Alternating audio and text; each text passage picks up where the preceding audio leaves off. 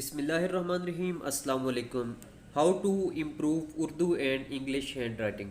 आज के इस वीडियो लेक्चर के अंदर हमने इम्तिहानी पर्चे को हल करने का तरीके के बारे में हमने डिस्कशन करनी है। फ़र्ज़ कर लें आप उर्दू का कोई भी पर्चा हल कर रहे हैं किसी भी क्लास का, तो सबसे पहले आपने ये देखना है कि आपने पेपर का गेटअप अच्छा बनाना है।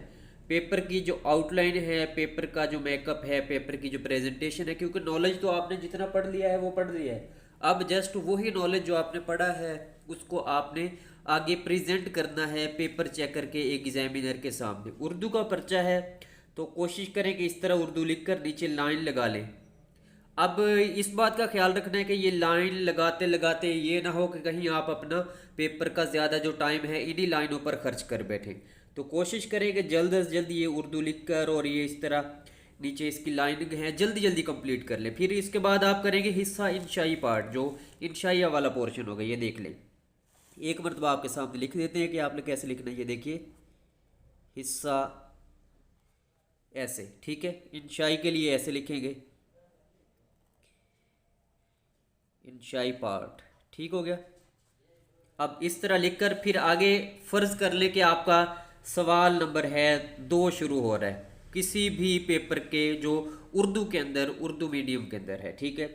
तो सवाल नंबर 2 कोशिश कर लें कि इसको अगर इस तरह तलवार शेप के अंदर अगर सीन बना लें तो ज़्यादा बेहतर होगी, ठीक है। फिर सवाल नंबर 2 है आपका, कोशिश करें कि ये नंबरिंग आपने वही देनी है जो आपके पेपर पर, सवालिया पेपर पर लिखी गई है। फ़र्ज़ कर ले सवाल नंबर 2 है तो इसके अंदर लिखा गया है कि नज़म के अशार की आपने तशरीह करनी है कि नज़म के जो शेर दिए गए हैं।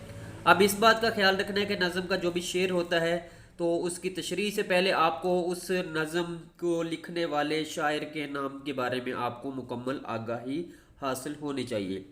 फ़र्ज़ कर लें, ये देखें नज़म के अशार की तशरीह इस तरह मेन हेडिंग, फिर नीचे आपने ये वाली लाइनिंग कर देनी। इससे पेपर का एक गेटअप काफ़ी खूबसूरत बनेगा और पेपर बहुत अच्छा दिखने में लगेगा। शेर नंबर है जी पहला कि जिसकी आपने तशरीह करनी है। तो मैंने ये फिर आम शेर ही लिख लिया। आम तो नहीं है, आम ऐसे कहेंगे कि हर बंदे को ये याद है, हर बच्चे को ये याद है, ठीक है, ज़ुबान ज़द आम है।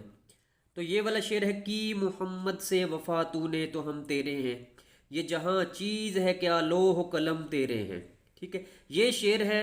अब शायर का नाम, यहाँ पर शायर का नाम हमें पता है हज़रत डॉक्टर अल्लामा मोहम्मद इकबाल, ये हमने इधर लिख लिया। अब शेर के नीचे भी आपने इसी तरह की लाइनिंग कर देनी, शायर का नाम के नीचे भी। फिर आगे देखिए आपने यहाँ पर तशरीह लिखनी है कि इसी शेर को आपने तशरीह के तलब जो भी शेर है इसको आपने अच्छे अंदाज से प्रेजेंट करना है। इसका आगाज़ ही इतना अच्छा होना चाहिए ताकि पेपर चेकर पर एक अच्छा इंप्रेशन पड़े, अल्फाज का चुनाव आपका बेहतर होना चाहिए। तशरीह लिख रहे हैं आप फिर ये देखेंगे आपने मुनासिब ये फासला रखना है। ये देखिए ये वाली रे जो नीचे आ रही है वाकई नीचे आनी चाहिए।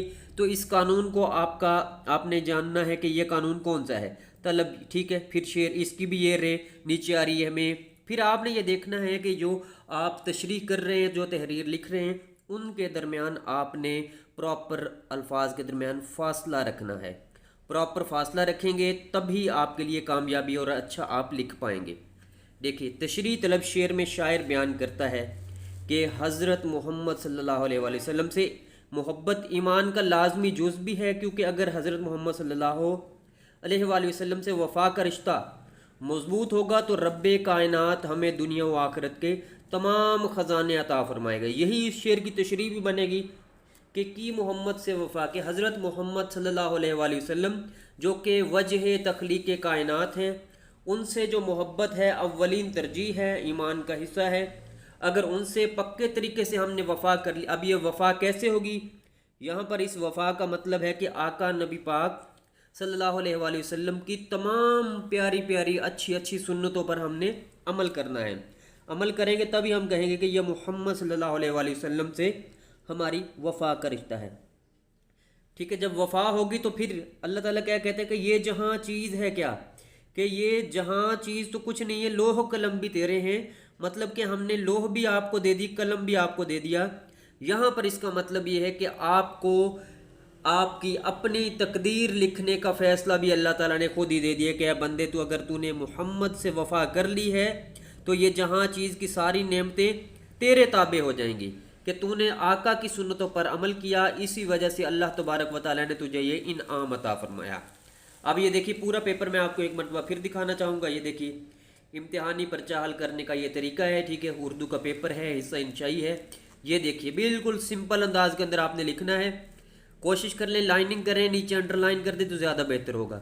آپ نے پیمانہ اپنے پاس رکھنا ہے، آپ نے اس کے بعد کٹ مارکر جو فریشلی کٹ ہو، فریشلی کٹ سے مراد جس کا کٹ بالکل اچھا ہو، نیو ہو، ایسے نہ ہو کہ دونوں کنارے مڑے ہوئے۔ یہ دیکھیے یہ والا کٹ اس کا بالکل فریش ہو، یہ دیکھیے نقطے لگا رہے ہیں بالکل ٹھیک لگ رہے ہوں۔ اگر یہ ٹھیک لگ رہے تو زیادہ بہتر ہوگا۔ اگر آپ کے نکات بہتر نہیں لگ رہے تو آپ کی جو مارکر ہے اس سے آپ کی لکھائی میں کمی آئے گی، لکھائی آپ کی بہتر طریقے سے نہیں بن پائے گی۔ لیٹس سپوز یہ سین لکھ رہے ہیں نا، یہ دیکھیے یہ اب یہ والے بالکل صحیح بن رہے۔ اگر وہ سکہ ہی اس کا بالکل مڑا ہوا ہوگا، اس کی نب مڑی ہوئی ہوگی دونوں کناروں سے، تو پراپر طریقے کے ساتھ آپ اس کی ہیڈنگ نہیں بنا پائیں گے۔ تو امید ہے کہ آپ کو آج کا یہ لیکچر بڑے اچھے طریقے سے سمجھ آ گیا ہوگا۔